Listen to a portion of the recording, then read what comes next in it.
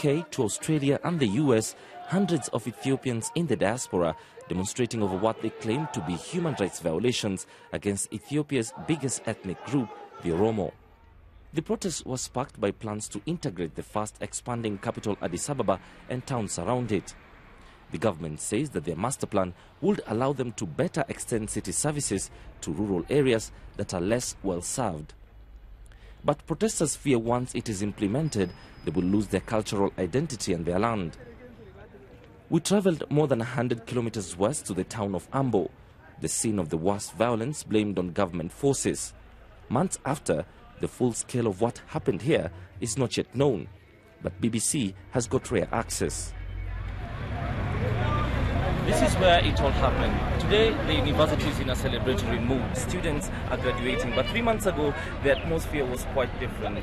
Protesting students were met outside this gate by security agencies, and some of them were shot along this road.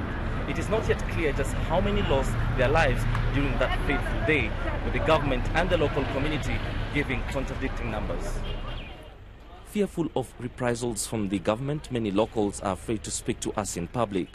But this young man who lost his brother in the protest was willing to speak. He was shot in the head. His head. I saw his body inside the coffin. I had them open it.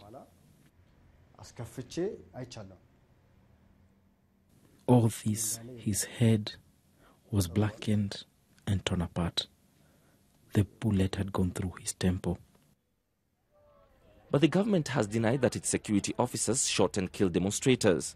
Ethiopia's Information Minister Redwan Hussein also defended the planned administrative changes as vital for the country's growth.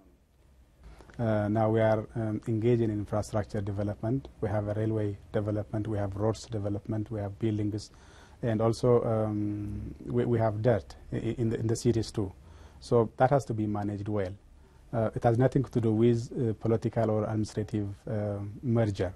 It has all to do with synchronization of the plan as to how to make the best use of the resources that we have. There is no doubting that Addis Ababa is growing at a fast pace and changing.